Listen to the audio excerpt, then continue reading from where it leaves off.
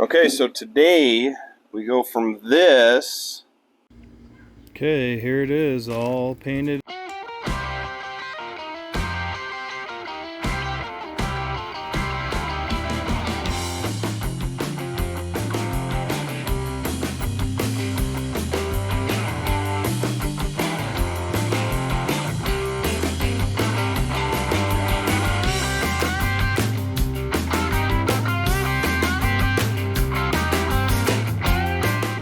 Last time we cleaned all of this engine bay up as much as we could. Today, what I'm going to try to do is mask off around here. Around here, I'm going to try to keep this on, maybe cover it a little bit better. But I'm just going to mask around kind of where the purple paint is, and it's kind of oversprayed in here. They just did a mask and spray real quick, whoever painted this before. So all I'm going to do is mask off all of this stuff, maybe use a masker and put some paper out here, and then try to cover everything as much as I can so minimize the overspray on it. I'm going to do a 2000 grit sand on this, and then I'm going to buff it just to clean up some stuff. It's been scratched and mistreated and the usual. The other thing that I was going to say too is that I'm going to mask around here, try to keep this original. I'm going to try to mask around these rubber parts here so that when they get painted, not everything looks just like somebody came in here with a spray can and sprayed absolutely everything, I'm going to mask off this down here and this down to here, if you can see that where you're at. Let's get started. I just want to get most of the dust off around these just so that it adheres a little bit better. I mean, there's some hard water spots and things that aren't going to come off. Basically, it's not going to stick if there's a bunch of dirt all over the car. The paint's not going to stick.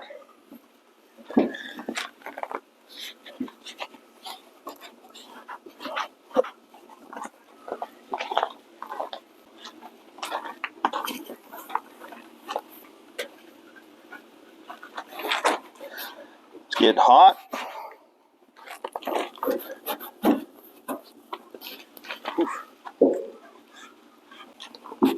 Hopefully my masking skills are up to par and I can actually lay a straight line this masking tape.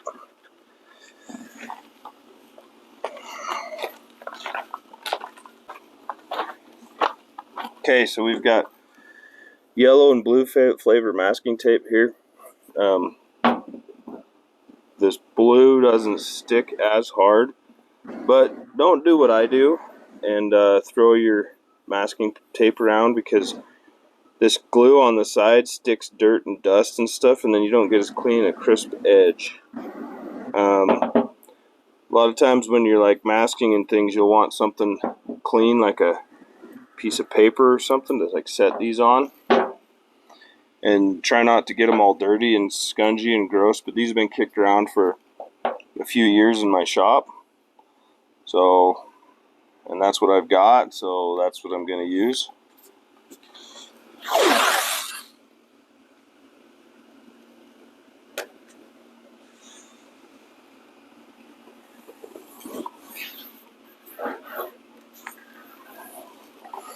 I just want this to kind of ever so slightly curve over the edge there, so that when you're looking at it, the car looks purple, right?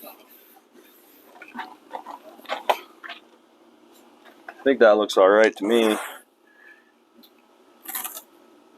And you might have to pull it up a time or two and try to make it a little bit better.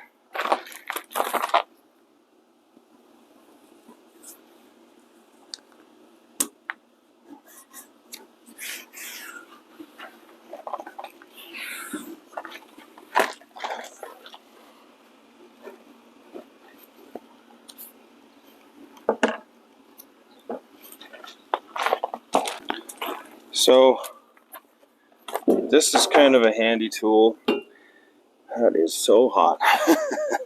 I've had this for probably 20 years, since I started painting houses. Basically, you can get this at any, like, Sherwin-Williams, or maybe they sell them at Home Depot or Lowe's. It's a 3M, I believe. I don't know. Yeah, 3M. Basically, what you want to do is you want to put your nice expensive tape down first. At least that's the way that I was taught. Now I have some blue tape here, which maybe isn't going to stick back on the blue as well. And so, wow, really on there. Just rip it off real quick for you guys. So if you have some cheaper, maybe a little bit stickier tape, you can stick this on, and you basically just pull it off, run it under this, stick it on here,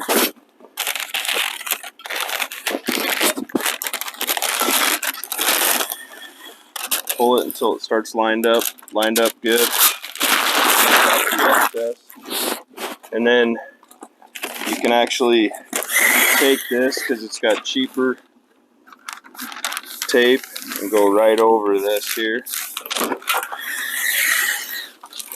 all the way down to where you need it.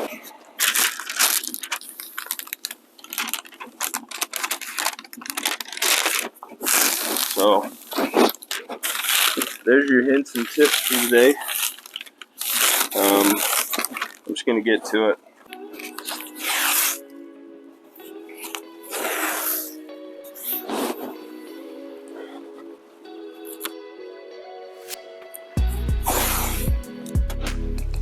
I don't think this line will be super noticeable. We got a super dark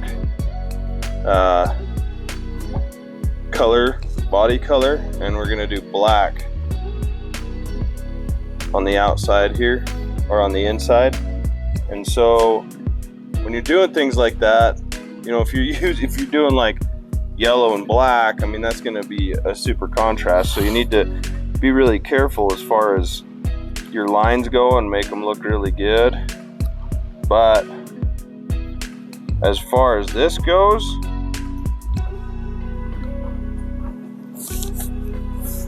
I think we'll be all right being pretty close.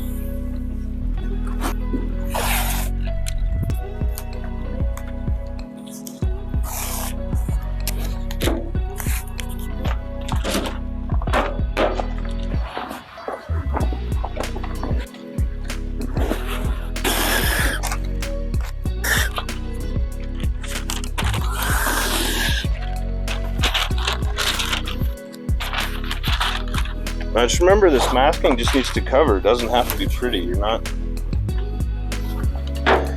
trying to show it off to anybody. It just needs to cover what you're trying to paint, or what you're trying to protect, sorry. What you're trying to paint.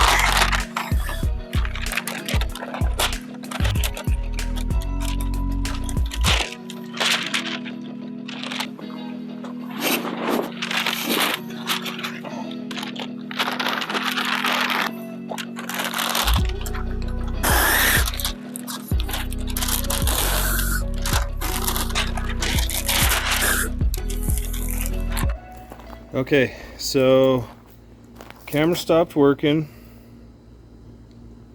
as usual, so this is how far I've gotten. I did wet sand it before, but after I've masked it, I sprayed on some rust converter, or whatever it is, encapsulator stuff. So it is hella hot out here, so trying to sand that down and trying to clean it all up, and you know, it's just a matter of how far you want to take it. This is all masked and I feel like ready to go. I'm gonna wait until there's some shade falling on the car, and then, because it's so hot out. It is so hot out. Utah, 100 degrees all summer long. Makes it hard to do anything, especially outside. And when you don't have any AC or anything in your shop, or power in there, makes it even harder. Anyway, we get the old 51 here. We'll get it later on. Like I said, when there's some shade, I'll be out here with primer tonight. I've got this Eastwood self-etching black primer. The sun's gone down enough that I'm actually in the shade, and I'm not gonna burn myself on every surface here. I think it would be wise for me to start from kind of the back bottom and work my way out. And since I don't want to inhale a bunch of stuff, I'm going to put my mask on for all those who are going to get technical.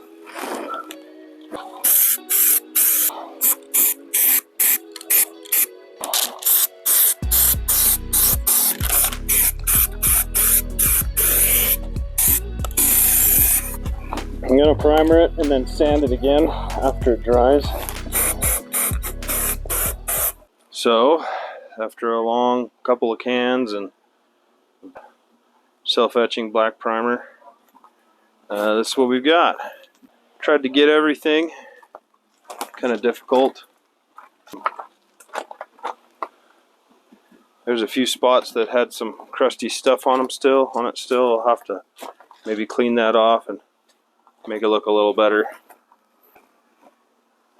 before I paint it. Basically, I'm just going to cover it up for the night. Maybe just let it sit and dry for a few days in the hot sun. And then we'll be right back on it. We had a huge rainstorm yesterday, and I want to say that's a sealskin cover on it we bought a few years back, and within the first season it started leaking, just soaking up the water. So I've had it on there kind of to protect it from the sun and stuff, but anyway, this is all just soaked. All the tape, all the paper was soaked, so kind of had to let it dry out today. But then, you know, I got cat prints on it, I got all kinds of stuff, so I guess I figure I might as well start wet sanding it, just smooth it out just a little bit more, make it look just a little bit better. Alright, so just a quick tip here. These are great for wet sanding. Right here, these 3M pads, and they're abrasive pads. I just use scissors and I cut them up to the size that I want. And actually the other day when I was messing around, I actually cut it off, and I was like, will this stick to this Velcro pad on this little sander that I've got from Harbor Freight? And I mean, I guess if you wanted to get technical or get a little bit more picky about it, you could cut it round, but it actually does stick enough to be able to sand with this. It works pretty good when you get it wet. And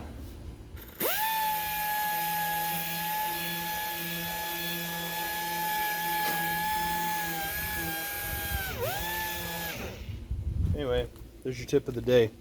So I'm gonna get to it. Okay, yesterday I kind of wet sanded a lot of this and tried to sand as much as I could. Some of the old stuff's kind of chipping off. Hopefully that doesn't happen a lot, but I can always touch it up later. It appears to be pretty dirty just because all the water on it and that big storm. And I basically had to let it dry out for a couple of days, and well, it dried out yesterday, and then I wet sanded it and rinsed it off and then blew it off. But you know, so basically what I have here is some grease and wax remover and some clean rags. So I'm just gonna wet these down and basically wipe down the whole thing and try to clean it off with this grease and wax remover. Alright, so basically just as simple as putting a little bit of this on here and getting it fairly damp. and wiping down all the surfaces that you can put your eyeballs on.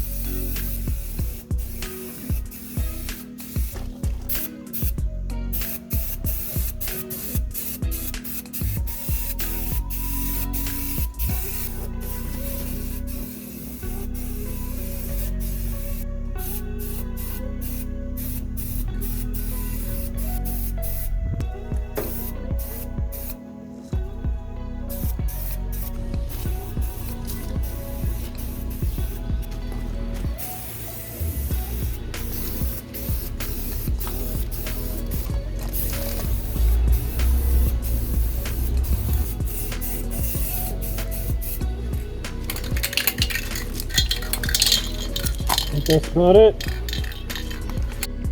Okay, here it is, all painted and demasked. Pretty happy with it. I think it looks pretty good. It's gonna need a few days to dry for sure.